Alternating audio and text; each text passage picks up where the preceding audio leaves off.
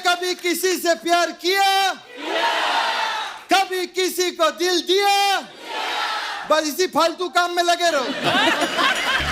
मैंने कितनी बार कहा है लाइट के पास मत खड़े होकर, आपकी मैक्सी ट्रांसपेरेंट है, फिर आप चले जाते हो उधर। आज म्यूजिक इंडस्ट्री का बादशाह लोग इधर आए, एक बार जोरदार ताली हो जाए।